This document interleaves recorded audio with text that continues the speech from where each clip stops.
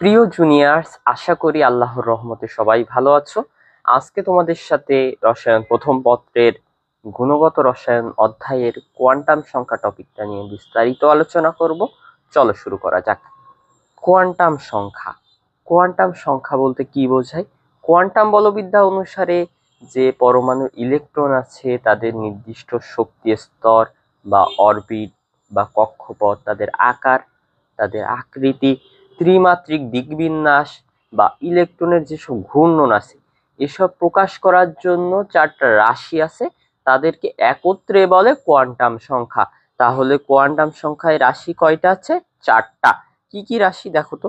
একটা হচ্ছে প্রধান কোয়ান্টাম সংখ্যা, সহকারী বা অ্যাজিমুথাল কোয়ান্টাম সংখ্যা, চুম্বকীয় কোয়ান্টাম সংখ্যা, আর একটা ঘূর্ণন কোয়ান্টাম সংখ্যা। এখন আমাদের এই চারটা রাশি নিয়ে ডিটেইল জানা লাগবে, ঠিক আছে?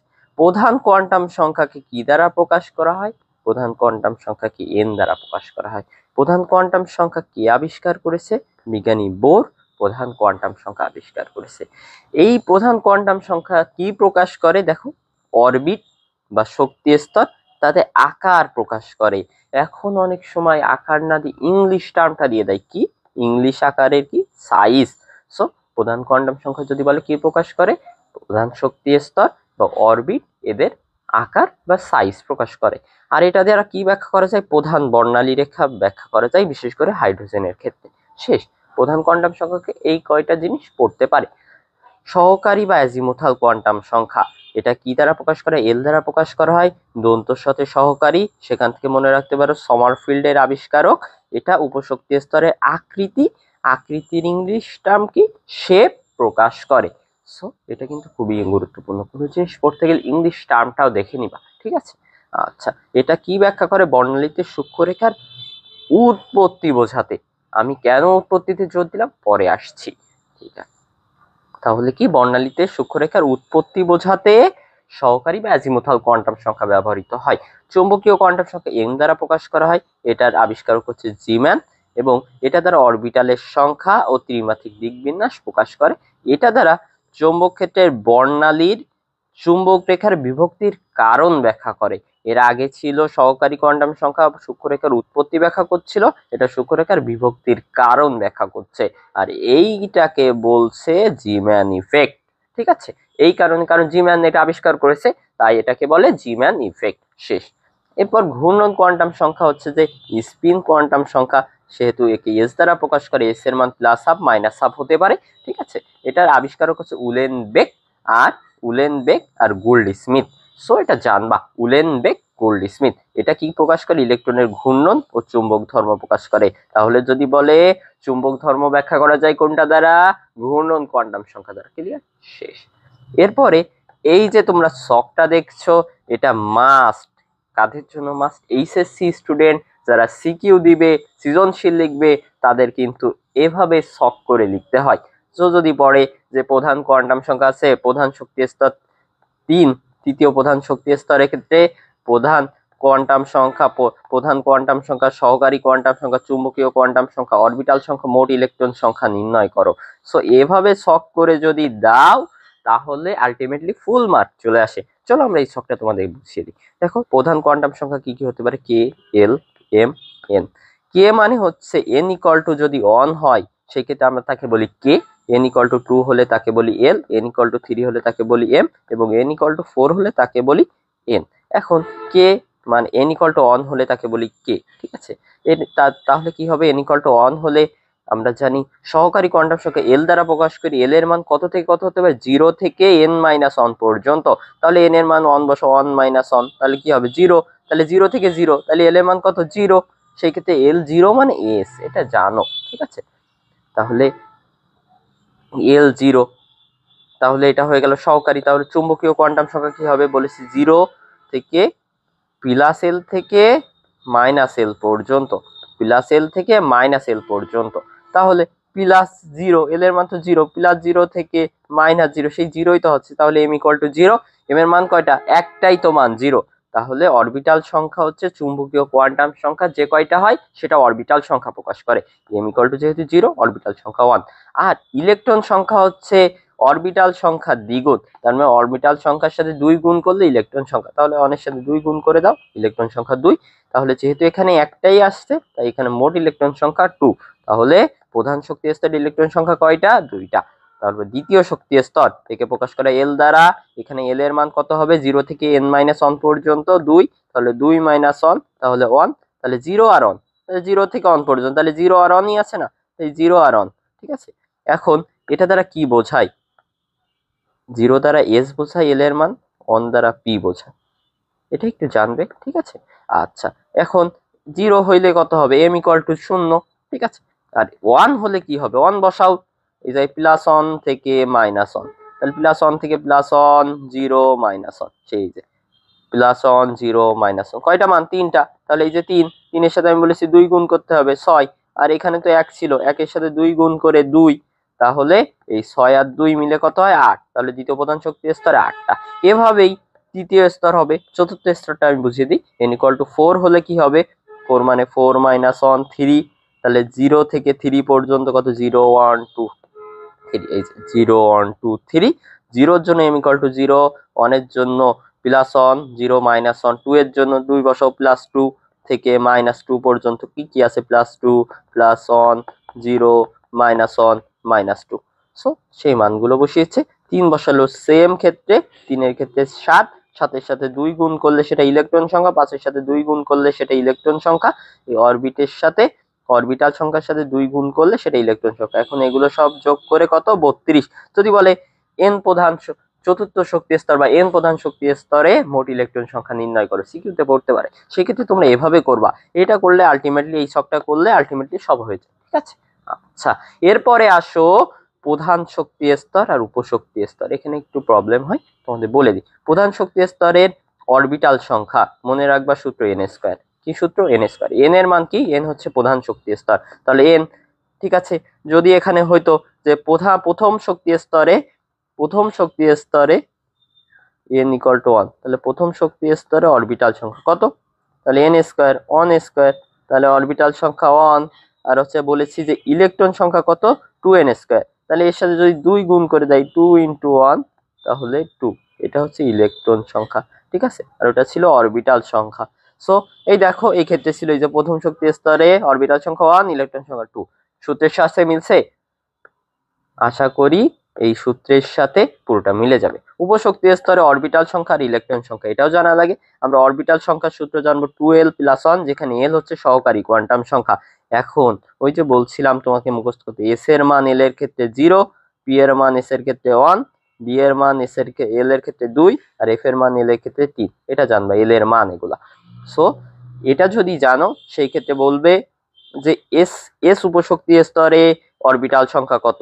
s উপশক্তি স্তরে অরবিটাল সংখ্যা কত হবে? 2 × 0 + 1, অরবিটাল সংখ্যা কত? 1 আলটিমেটলি, ঠিক আছে। যদি বলে p তে কত? 2 × 1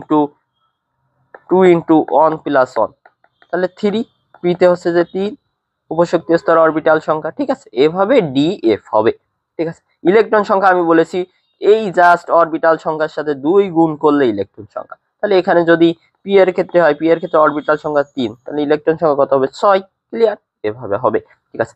s এর আকৃতিটা জানবা গোলকাকার, p এর আকৃতি হচ্ছে ডাম্বেল আকার, d এর আকৃতি হচ্ছে ডাবল ডাম্বেল আকার। শেষ, এতটুকু ছাড়া এখান থেকে আসার মতো কিছু নাই। আচ্ছা, একটা কোশ্চেন আমরা সলভ করি। দেখো কোন অরবিটাল সম্ভব, কোন অরবিটাল সম্ভব না। এখন এখানে অনেকগুলো n l m s এর মান দেওয়া আছে, আমরা একটু অন্যভাবে জানি। দেখো ট্রিক্স কি লেখা আছে? অলওয়েজ ছোট মান থেকে বড়র দিকে যাবে, তার মানে লাস্টে s এর মান সবচেয়ে ছোট হয়, তারপরে আস্তে আস্তে উপরের দিকে গেলে বড় মানের দিকে যাবে, ঠিক আছে, n এর মানের দিকে গেলে। তাহলে আমরা সেইভাবে দেখো করি। s এর মান +1/2 ছোট, তার থেকে হালকা বড় হচ্ছে m এর মান 0, তার চেয়ে বড়। তোমরা এটা এইভাবে করবা না। s এর মানটা আলটিমেটলি কনস্ট্যান্ট, s এর মান +1/2 হতে পারে বা -1/2 হতে পারে। সো s এর মানটা এখান থেকে বাদ দেবে, ঠিক আছে। আমরা m থেকেই শুরু করব, দেখো m এর মান 0, ঠিক আছে। s এর মান +1/2 -1/2 যে কোনো একটা আসছে, তাহলে ঠিক আছে, এটা ঠিক আছে। m এর মান 0, 0 থেকে একটু বড় 1, 1 থেকে 2, তাহলে এটা হতে পারে, ঠিক আছে। s এর মান -1/2, তাহলে +1/2 -1/2 যে কোনো একটা এসছে। m এর মান 2, l এর মান এর চেয়ে আবার ছোট, তাইলে এটা হবে না, তাইলে এটা হবে না। তারপর এখান থেকে আবার এটা বড়, সো হবে না। যেহেতু আমি বলেছি ছোট থেকে বড়র ক্রমে, সো এটা মানছে না, ওভারল্যাপ করছে। এটা আছে ঠিক আছে, M0 L0 N1, ছোট ছোট থেকে বড় যাচ্ছে, এটাও হবে। এটাও কি, এটা ঠিক আছে, এম এর মান 0, এল এর মান 0, n=2, তাহলে এটাও ঠিক আছে। তাহলে শুধু 2 নাম্বারটা সম্ভব না, ঠিক আছে। যদি বলে কোনটা সম্ভব না, 2 নাম্বার সম্ভব না। ক্লিয়ার? শেষ। আরেকটা কোয়েশ্চেন আছে কোনগুলো সম্ভব সম্ভব না। এখানে 3p 3d 3f 4p ইত্যাদি দেওয়া আছে, ঠিক আছে। আচ্ছা, ট্রিক জানতে হবে, মিনিমাম এগুলা এখানে আগে থাকতে হবে। কি কি? S P D F G. আচ্ছা, মিনিমাম এগুলো আগে থাকতে হবে। কি কি আগে থাকতে হবে? S P D F G. S এর ক্ষেত্রে 1 আগে থাকতে হবে, পি এর ক্ষেত্রে 2 আগে থাকতে হবে, ডি এর ক্ষেত্রে 3 আগে থাকতে হবে, এফ এর ক্ষেত্রে 4 আগে থাকতে হবে, জি এর ক্ষেত্রে 5, আর এইচ এর ক্ষেত্রে 6 আগে থাকতে হবে।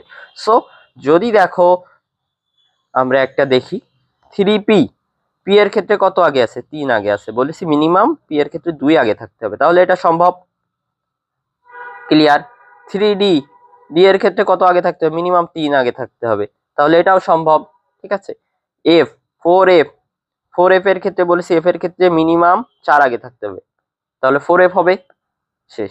কিন্তু এইটা দেখো, অন পি, পি এর ক্ষেত্রে বলেছি মিনিমাম কত আগে থাকতে হবে? পি এর ক্ষেত্রে বলেছি মিনিমাম 2 আগে থাকতে হবে, কত আগে আছে? অন, তাহলে এটা হবে না। দেখো তো এটা হবে কি, ডি এর আগে বলেছি মিনিমাম 3 আগে থাকতে হবে, 3 আগে থাকতে হবে, আছে 2, তাহলে এটাও হবে না। জি এর আগে বলেছি মিনিমাম 5 আগে থাকতে হবে, আছে 4, এটাও হবে না। এইচ এর আগে বলেছি মিনিমাম 6 আগে থাকতে হবে, 5 আগে আছে, তাহলে এটাও হবে না। তাহলে এটা কি হবে? দেখো, এফ এর আগে মিনিমাম 4 আগে থাকতে হবে, এটা 3 আছে, এটাও হবে না। পি এর আগে মিনিমাম 2 আগে থাকতে হবে, এটা হবে। এফ এর আগে মিনিমাম 4 আগে থাকতে হবে, দেখাচ্ছে 5, এটাও হবে। 6s, এস এর আগে মিনিমাম 1 আগে থাকতে হবে, এটাও হবে। সো বুঝছো কোনটা হবে কোনটা হবে না? শেষ। আচ্ছা, আমরা কিছু কোশ্চেন অনুশীলনী সলভ করি, তাহলে সবকিছু ক্লিয়ার হয়ে যাবে। বলছে 3p অরবিটালের বেলায় n ও l এর মান কোনটি হবে? 3p অরবিটাল, 3p, 3p দ্বারা কি বোঝায়? এখানে 3 বোঝায় মেইনলি প্রধান শক্তি স্তর, যেটাকে n দ্বারা প্রকাশ করি, আর p হচ্ছে উপশক্তি স্তর, যাকে l দ্বারা প্রকাশ করি। তাহলে প্রধান শক্তি স্তর, n এর মান 3 বের হয়ে গেছে। l এর মান প্রকাশ করে এই যে p দ্বারা, তাহলে আমরা l এর মান মুখস্থ, s = 0, p = 1, d = 2, f = 3। তাহলে p এর মান কত? 1, তাহলে 1 বসাও, 1। তাহলে এখানে অ্যান্সার কোনটা? এটা, n = 3, l = 1। শেষ। ক্লিয়ার? আচ্ছা, আরেকটা কোশ্চেন সলভ করি। নিচের 4টি কোয়ান্টাম সংখ্যার কোন সেটটি ডি ইলেকট্রনের জন্য সঠিক? আমরা জানি l এর মান d = 2। তাহলে দেখো এখানে ক্রম কেমন হয়, এটা হয় না যে এটা প্রথমটা n প্রধান শক্তি স্তর, তারপরেরটা হচ্ছে উপশক্তি স্তর l, তারপরেরটা হচ্ছে চৌম্বকীয় কোয়ান্টাম সংখ্যা, তারপরেরটা হচ্ছে স্পিন কোয়ান্টাম সংখ্যা। সো তাহলে এল এর মান কোনটাই দেখো আছে ডি এর মান 2 এর সাথে প্রযোজ্য, এটা কি 2 হচ্ছে? তাহলে এটা আগেই বাদ। দেখো এটাই 2 হচ্ছে, তাহলে এটা হতেও পারে। এটাই 2 হচ্ছে না, 2 নাই, তাহলে এটা আগেই বাদ। এটাও হতে পারে। তাহলে আমরা খ, গ আর ক আগেই বাদ, খ আর ঘর ভিতরে দেখব। খর ঘর ভিতর কিভাবে দেখব? দেখো তো সব ঠিক আছে কি মান। প্রথম থেকে যে ওই যে আমরা ছোট থেকে বড়র ক্রম দেখছিলাম, আমরা ঘূর্ণন কোয়ান্টাম সংখ্যা এস এর মান দেখবো প্লাস হাফ বা মাইনাস হাফ আছে কিনা, ঠিক আছে। এটা দেখি। খর ক্ষেত্রে দেখো এস এর মান দেওয়া হচ্ছে 0, এস এর মান কখনো 0 হতে পারে না, প্লাস হাফ হবে আর নাই মাইনাস হাফ, তাহলে এটা হবে না, বাদ। তাহলে এটা একটা হবে না, যেহেতু এটা সিরিয়াল আছে কিন্তু এস এর মান ভুল, তাইলে এটা ভুল। তাহলে এই ঘটা আমরা ক্লিয়ার করি, এস এর মান মাইনাস হাফ আছে, ঠিক আছে। তাহলে দেখো আবার ছোট থেকে বড়র ক্রম 1 2 4 আছে, তাহলে ঘ অ্যান্সার। শেষ। আচ্ছা, আরেকটা মান সর্বশেষ যদি করি, 4টি কোয়ান্টাম সংখ্যার কোন সেটটি অবাস্তব হবে? কোন সেটটি অবাস্তব হবে? যেগুলো নিয়ম মানবে। এই দেখো এটা এটা কি মানছে? প্লাস হাফ, ঠিক আছে। তাহলে -2 2 3, এটা তো তাহলে বাস্তব। ক নাম্বারটা ওকে আছে, কারণ এটা হচ্ছে যে ছোট থেকে বড়র ক্রমে যাচ্ছে, আর এটা প্লাস হাফ আছে, এটা প্লাস হাফ, এটা ছোট থেকে বড়র ক্রমে যাচ্ছে, এটাও মানবে, ঠিক আছে। তারপরে আমরা যদি গটা দেখি, গ দেখো প্লাস হাফ, তারপরে -3, 3 তো বড় সংখ্যা, 3 বড় সংখ্যা না, তার থেকে ছোট সংখ্যা, তার থেকে আবার বড় সংখ্যা, মানে ক্রমই মানতেছে না, ছোট থেকে বড়র ক্রম, বড় ছোট বড়, 3 বড় সংখ্যা না, সো গ অ্যান্সার, গটা হবেই না। আর ঘটা আমরা দেখি মাইনাস হাফ, এটা এস এর মান মিলতেছে 0 3 5, ছোট থেকে বড় এরকম। সো এই মানটাও বাস্তব। সো অ্যান্সার কোনটা হবে? অ্যান্সার হবে গ। আরেকবার আমি যদি অন্যভাবে বলি, তুমি দেখবা এম এর মান হতে পারে, এম এর মান হচ্ছে প্লাস মাইনাস এল, ঠিক আছে? এখন এল এর মান এখানে আছে 2, তাহলে এম এর মান হবে +-2, তাহলে +-2 হলে এখানে 3 বা -3 আসবে কোথা থেকে? সো এটা হচ্ছে অবাস্তব। ঠিক আছে, আজকে এই পর্যন্ত ছিল। ধন্যবাদ।